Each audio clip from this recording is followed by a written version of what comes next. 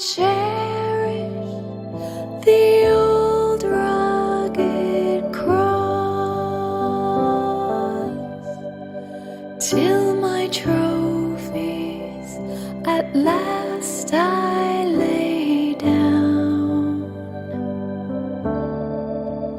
I will cling to the old rugged cross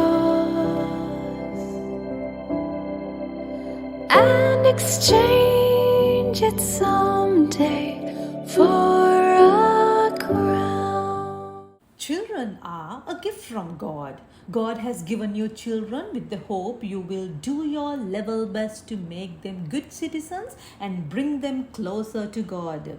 Knowing this, Satan is disseminating instructions to its demons. They are doing their level best to convince the parents not to do what they should be doing. He tells us there is no need to spend time with your children. You can just provide them all what they want, like laptops, game stations, phones, unlimited Wi-Fi, good food, and enough money. And you can continue with your work. The next thing he tells us is there is no need to discipline your children. They are actually good children anyway. When they grow up, they will be even better. By trying to discipline them, you will hurt them and they will be upset, and that will strain your parent-child relationship. He also tells us there is no need for us as parents to teach them the gospel at home. You take them to church and send them to Sunday school, and that's enough. Satan tells us further that we should be obsessed with our business and professional success. Now just think for a moment. At times, don't we also get caught to these Satan's tricks and do as per his instructions? Do you put spending time with your children over your business success? Do you discipline your children the way you should? Do you teach them the gospel at home? The responsibility to help your children to get the gospel is not the Sunday school's job. They are only to help you and support you. The Sunday school is almost like a vitamin and supplements. You cannot survive with supplements alone. It is not enough. In Genesis chapter 18 verse 19, when God says about Abraham, "For I have chosen him that he may command his children and his household after him to keep the way of the law." Deuteronomy 6 verse 6 says, "You shall teach your children diligently the ways of the Lord," what it means to love God, what it means to know his love. So parents, this is really our responsibility. So now you must be thinking, how do I give gospel to our children at home? Let me quickly share with you 4 ways that you may consider to help your children to get the gospel. Number 1, through discipline. Disciplining a child is very painful at times, I know, but discipline is a wonderful opportunity where through that you can give them the gospel. Bible does tell us it is absolutely necessary because we are not born holy. We are born as sinners. Now discipline for that moment doesn't seem to be a pleasant one, but afterwards it yields the peaceful fruit of righteousness.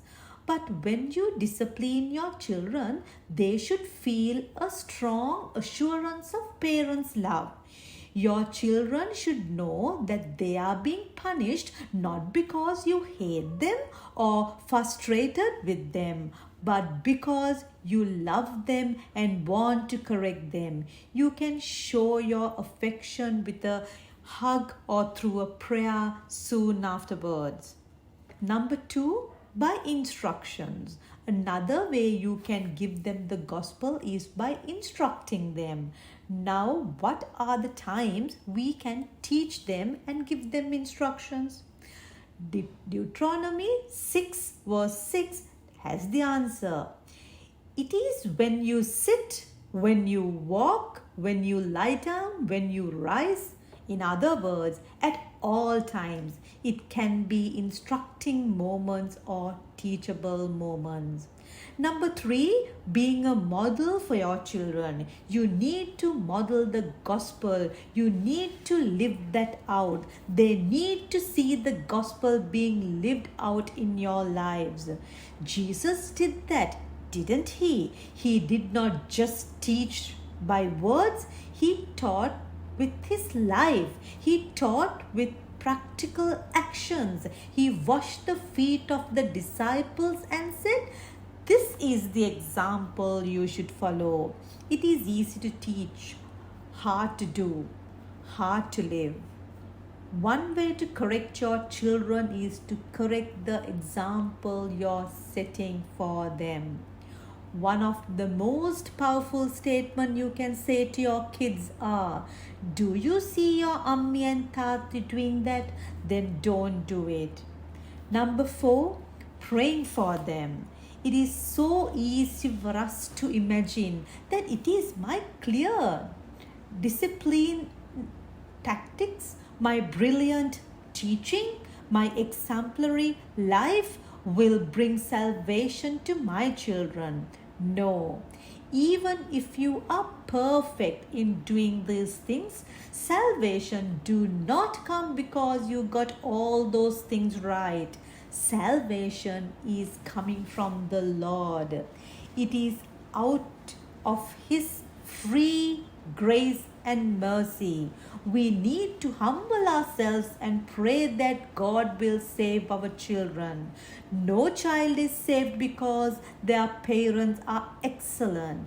They are saved because our God is gracious. Parenting is kind of a stewardship. God has given us children that we may lead them into ultimate Heavenly Father.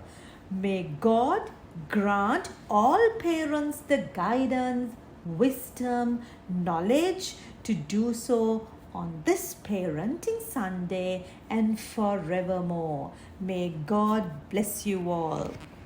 And I love that old cross where the dearest and best for a world of lost sinners was slain.